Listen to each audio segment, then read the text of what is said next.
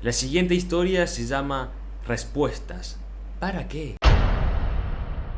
Llegaba al Instituto Médico Forense a depositar el 9º cadáver del día. Descargamos la bandeja de la parte posterior de la camioneta y la pusimos sobre la camilla, mientras íbamos hablando con mi compañero sobre lo pesada que se venía haciendo la guardia. Ingresamos a la sala de autopsias. Las 5 mesas estaban ocupadas y había 3 cuerpos más sobre otras bandejas en las camillas. Ni bien pasamos la puerta de ingreso a la sala, me encontré con una imagen que de alguna manera era habitual. Era un familiar en rueda de reconocimiento de un cadáver. Había visto varias veces escenas como esas. Durante los 8 años en que realicé más de 500 autopsias, había tenido que presenciar las reacciones más inesperadas de los familiares. El pódromo de los vivos deambulando entre los muertos, buscando reconocer algún cuerpo, o parte de él, que correspondiera a alguien de su familia. Esos vivos que caminaban también tenían expresiones de muertos, y supongo que los forenses que trabajamos allí también la teníamos. Éramos como células tumorales que se iban pareciendo cada vez más entre ellas. Una forma de monoclonalidad en esa pequeña necrópolis de 5 mesas. Sin embargo, de vez en cuando suceden cosas dentro de la habitualidad que te corren un poco del carril. La imagen de ese día fue sutilmente distinta, como un beso o un orgasmo bien fingido. Parece real, es casi real. El movimiento del cuerpo, el entrevero de las lenguas, la circulación de la saliva, gemidos. Es casi real, si no fuese porque uno lo siente distinto. Y esa tarde, aquella imagen la sentí distinta. Ver a ese padre en la cabecera de la mesa de autopsia, con los codos apoyados sobre los bordes, mirando con ternura el cadáver de su hija, mientras le sacaba con suavidad los pastitos enredados en el pelo, me hizo sentir que esta vez era distinto.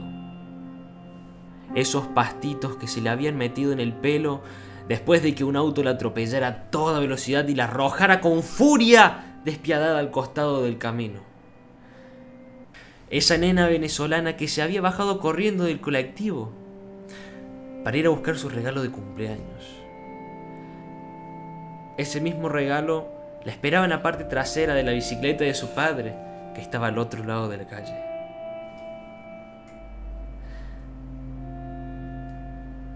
Si yo solo me hubiese quedado con la imagen del papá mirando con ternura a su hija y hubiese evitado ver el contexto, si no hubiese sido yo quien juntó ese cuerpecito del costado del camino hacía unas horas, quizá esa imagen me pasaba de costado, pero no fue así. Cada vez que me pasa algo como esto, noto lo desgastante y realmente agotador que es buscar en mi interior o en el exterior respuestas o explicaciones a preguntas que no las tienen.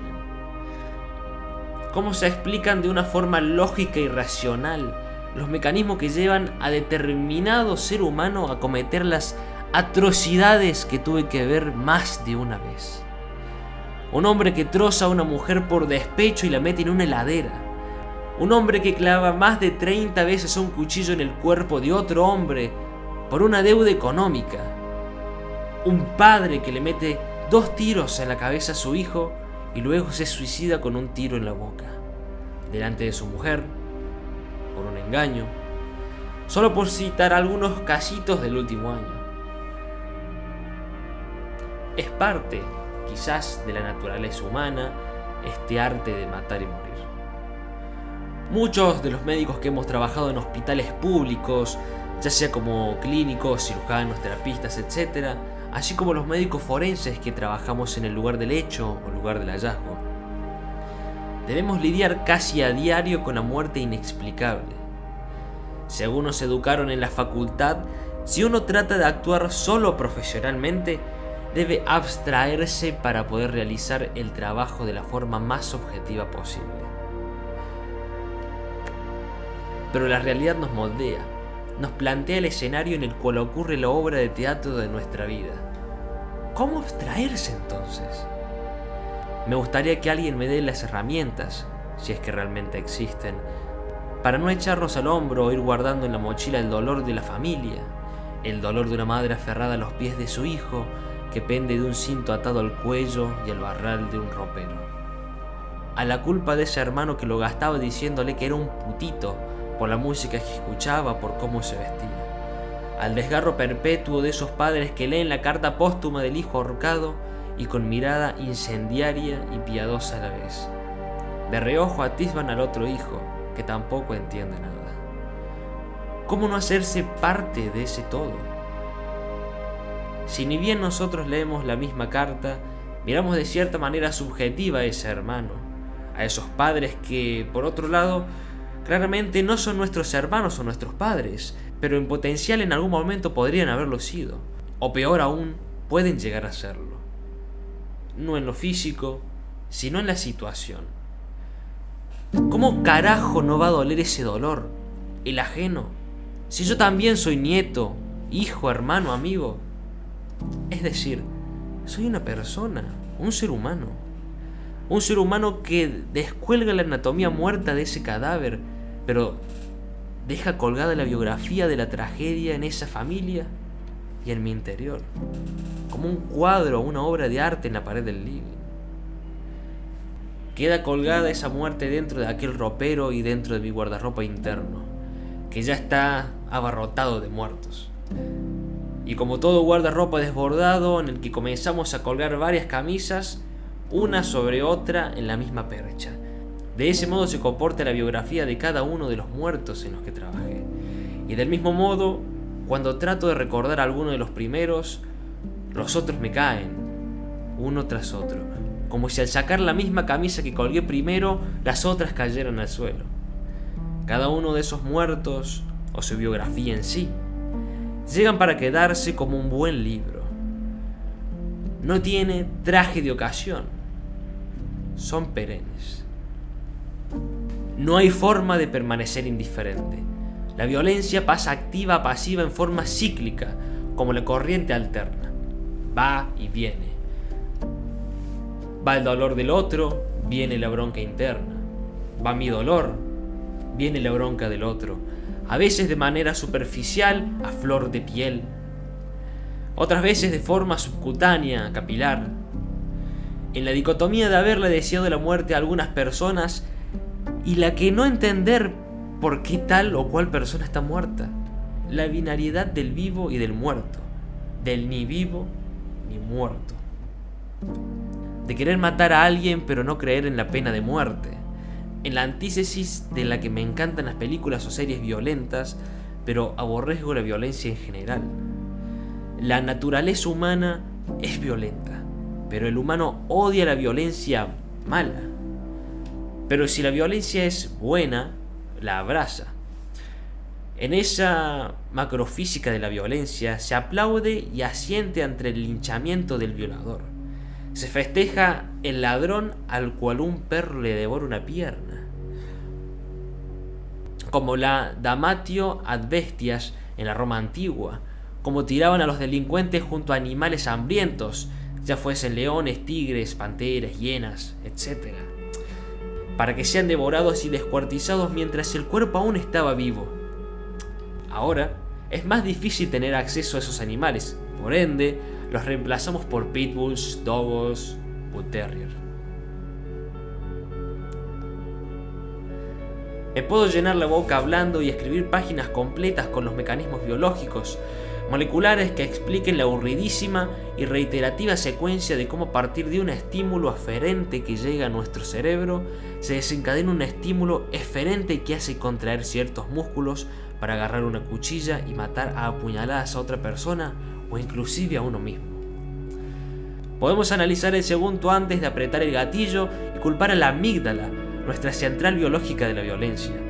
Podemos retroceder un poco más, minutos, horas, días, y culpar a las hormonas, por ejemplo la testosterona, que activó por demás la amígdala y generó que el lóbulo frontal del cerebro se ponga más lento y no la frene, y así, en ese camino podríamos llegar a los factores estresantes en la madre de ese asesino o de ese suicida, que llevaron a cambios epigenéticos permanentes.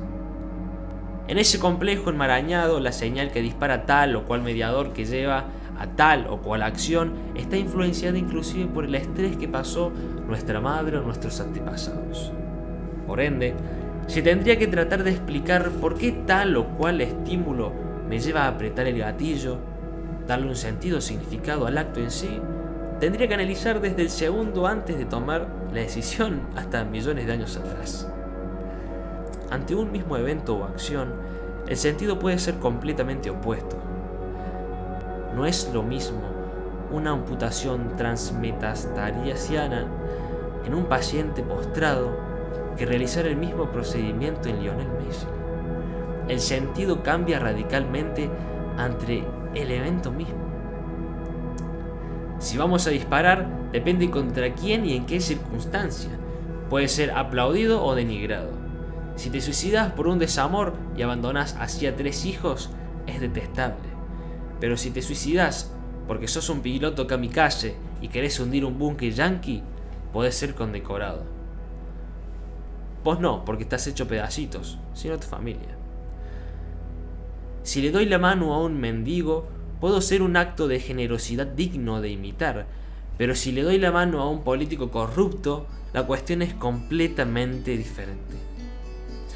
Para comprender estos mismos actos biológicos y nuestras reacciones, hay que evaluar el contexto, incluso de nuestros ancestros, lo cual puede resultar tremendamente complejo y difícil.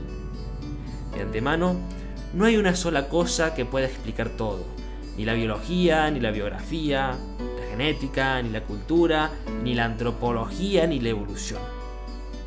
Cada una de ellas aporta una pequeña alícuota de cuánto de explicación.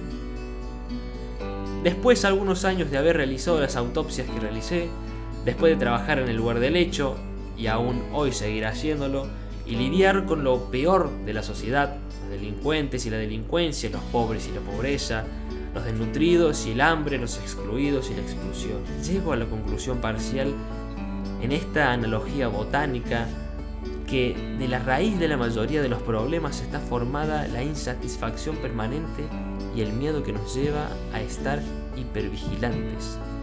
El tronco es el estrés permanente y perdurable. Las ramas gruesas son la ansiedad y la depresión. Y el fruto de este árbol termina siendo la violencia, de unos contra otros o contra uno mismo. La agresión contra el exterior, a fin de cuentas, es una autoagresión. ¿Realmente hay que abstraerse para actuar de manera objetiva? ¿O justamente todo lo contrario? Vivimos en un medio ambiente que nos moldea, pero más que a nosotros, moldea a los que serán nuestros futuros hijos, nietos, bisnietos, etc.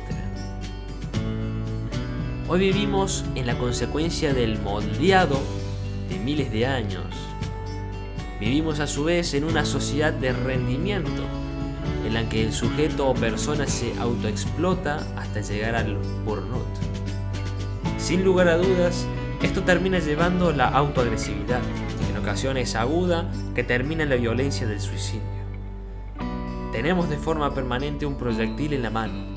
La cuestión será si lo disparamos contra otro, contra nosotros, o tratamos de desecharlo. Ahora, sentado frente a la pantalla de esta notebook, caigo en cuenta que todos formamos parte de la horda y aunque suene de histérico, creo que prefiero seguir no teniendo respuestas a tenerlas y no saber qué carajo hacer con ellas.